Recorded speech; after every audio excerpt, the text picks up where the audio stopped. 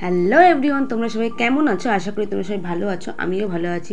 তো সকাল সকাল উঠে চলে এসেছি স্টেশনে, দেখতে পাচ্ছ বিষ্ণুপ্রিয়া স্টেশনে, কারণ যাচ্ছে হচ্ছে কলকাতা। এই দেখো ট্রেনের মধ্যেও চড়ে গেছি, ট্রেনটা বেশ ফাঁকা ছিল, কিন্তু একটুখানি বাদে তোমাদের কি বলবো বন্ধুরা, দম নেওয়ার জায়গা ছিল না। মানে দেখো কত ভর্তি লোক, মানে চাপা চাপি, মানে মাথা খারাপ হয়ে যাচ্ছিল। মনা তো খুব কান্নাকাটি করছিল ট্রেনে উঠে, ওই যে খুব বিরক্ত হচ্ছিল, শুধু নামবে নামবে নামবে। যদিও আমাদের প্ল্যান ছিল না কলকাতা থেকে, মানে হাসপাতাল থেকে আমরা কোথায় যাব, গেছিলাম মনাকে ডাক্তারখানা দেখাতে। ডাক্তার দেখি অনেকটা টাইম ছিল, তার মধ্যে ঘুগনি খাওয়া দাওয়া করে নিলাম। এই যে সেই কাকু যে খুব প্রচুর পরিমাণে ভাইরাল, মা অন্নপূর্ণা ঘুগনির নাম। আর এখানে দেখো গর্তের মধ্যে ছোটো ছোটো ইঁদুর দেখো উঠছে আর মানে ঢুকছে। তো চলো, ডাক্তার দেখানো কমপ্লিট হয়ে গেছে আমাদের, তো ভাবলাম পাশেই ভিক্টোরিয়া, চলো ভিক্টোরিয়া ঘুরে আসা যাক। তো এই দেখো ভিক্টোরিয়া চলে এসেছি। আর এই যে কাকুটা দেখো কি উড়াচ্ছে যেন। তো ভিক্টোরিয়া ঢুকতে লাগে 50 টাকা টিকিট, মানে কি বলবো 50 টাকা দিতে এত খারাপ লাগছিল না, ভাবছিলাম কি দেবো, 50 টাকা ভালো লাগছে না দিতে। তো চলো ফাইনালি ঢুকে পড়েছি আমরা। তো সারা দিনের ক্লান্তি দেখো, চোখ মুখের কি অবস্থা বুঝতেই পারছো। ভোর 4টের সময় উঠে ট্রেনে উঠেছি, আর এখন বাজে দুপুর 1:30 মতো, আমরা ভিক্টোরিয়া তখন গেছি। তো এই যে ভিক্টোরিয়ার গেট। আর কি বলতো, ভেতরে না তখন দুপুর টাইম তো কেউ বেশি লোকজন ছিল না, তবে বিকেলবেলা লোকজন বেশি হয়। আর যেদিকেই দেখা যায় সব কাপেল বসে আছে, সব দেবা দেবী, যেদিকে দেখা যায় সব ঝোপঝাড়ে আগানে বাগানে সব বসে আছে, মানে সবার বন্ধু বান্ধবীকে নিয়ে এসছে। তো যাই হোক, চলো আস্তে আস্তে ঘুরে যেতে হচ্ছে, মানে ঘুরে ঢুকতে হচ্ছে ভিক্টোরিয়ার ভেতরে। তো অনেকটা প্রবলেম হয়েছে, একেই সকালবেলা বেরিয়েছি আর এনার্জি লাগছিল না। তো ফাইনালি আমি চলো ঠ্যাঙাতে হেলতে দুলতে চলে গেলাম ভিক্টোরিয়ার, মানে যে মেন গেটে ঢুকবো, যেখানে চেকিং হয় সেইখানে ঢুকবো, এই জন্য গেলাম। দেখো পাথরগুলো বেশ ভালো লাগছিলো, কিন্তু হাঁটতে খুব অসুবিধা হচ্ছিলো। তো সকালবেলা বনুকে বলছিলাম, কোনো প্ল্যানই ছিল না যাওয়ার, ডাক্তার দেখি অনেকটা টাইম ফাঁকা ছিল। তো আমি চলো 1টার মধ্যে যখন ডাক্তার দেখানো কমপ্লিট হয়ে গেছে, পাশেই ভিক্টোরিয়া, ঘুরে আসি। এই যে ফাইনালি ঢুকে পড়েছি। সিকিউরিটি গার্ডে ওখানে বলে ফোনটা অফ করতে, মানে চালু করতে দেয় না, তো চালু এই জন্য তোমাদেরকে দেখাতে পারলাম না। এই দেখো ভিক্টোরিয়া যখন তৈরি হয় তখন প্রথম থেকে সব ছবিগুলো এই দেখো পরপর সব রাখা আছে। তো ভেতরটা খুবই সুন্দর, যদি 50 টাকা টিকিট দিয়ে ঢুকে লস হয়নি, তো বেশ ভালোই লাগছিলো ভেতরে ঢুকে।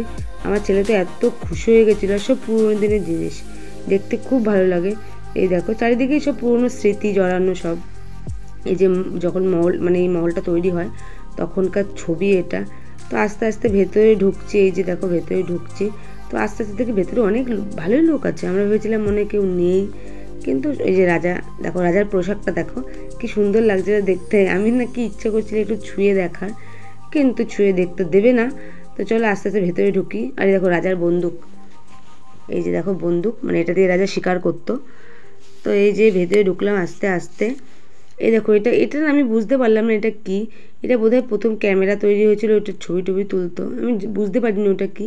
আর এই দেখো ওই মহলটা, মানে এটা বোধহয় মডেল তৈরি করেছিল, তারপরে এটা দেখে তৈরি হয়েছিল। যে একটা বড় পেন্টিং। তো আস্তে আস্তে ভেতরে ঢুকছিলাম আমি, প্রচুর মানে সত্যি সুন্দর, রাজমহল যাকে বলে। আগে এখানে ব্রিটিশরা থাকতো, মানে এই মহলটায় রানী ছিল, রাজা ছিল, সবাই ছিল। আর এই দেখো টাইটানিক জাহাজ, কি সুন্দর দেখো। আর আমার অবস্থা দেখো, ভবঘুরের মতো ভাওয়া ভাওয়া করে ঘুরছি, আর চোখ মুখের অবস্থাটা দেখো। ফাইনালি ভেতরে ঢুকে গেছি। দেখো ভেতরে কতটা উঁচু, মানে কতটা হাইট। তো অনেক লোকই ছিল, আর লাইটগুলো লাগানো তো আরও বেশি ভালো লাগছিলো। যেটা তোমাদের পুরোটা ঘুরে দেখায়, অনেক পুরনো স্মৃতি রয়েছে এখানে।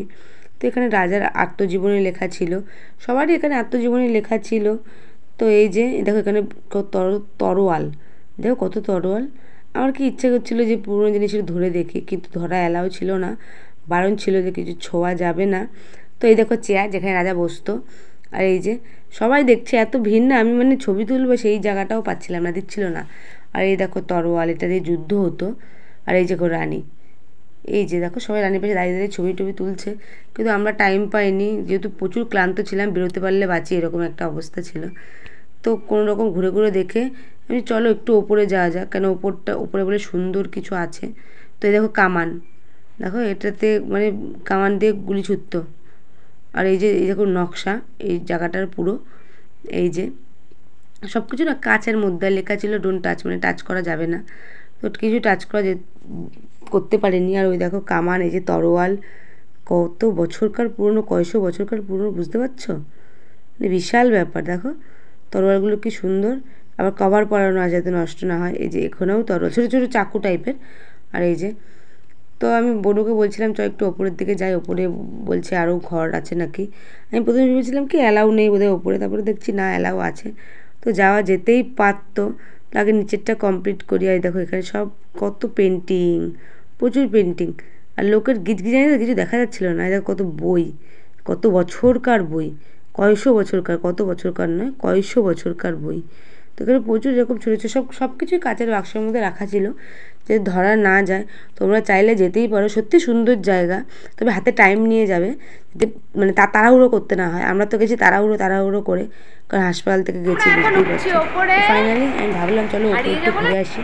একজনকে জিজ্ঞাসা করলাম ওপরে কোথা দিয়ে যাবো, দিয়ে উনি বললো বাইরে বেরিয়ে ডান দিকে যাও। তো এই যে ওপরে উঠছি আমি, বনু। আর কি বলবো তোমাদের, এই ঘরটায় যখন ঢুকলাম না, পুরো শরীরটা পুরো ঠান্ডা হয়ে গেল। সম্পূর্ণটা এসি ভেতরটা, এত ভাল লেগেছে ওপরে উঠে, মানে কি বলবো, বেরোতে ইচ্ছা করছিল না, ঘুম পেয়ে যাচ্ছিলো, সারা দিনের ক্লান্তি। আর দেখো এদিকে চলছে প্রজেক্টর, অনেকেই বসে বসে দেখছে প্রজেক্টটা, মানে আগেকার দিনের সব কি আছে। তো ওপর থেকে জাস্ট ভিউটা দেখো, ভিক্টোরিয়ার মাঠের, কি সুন্দর দেখেছো।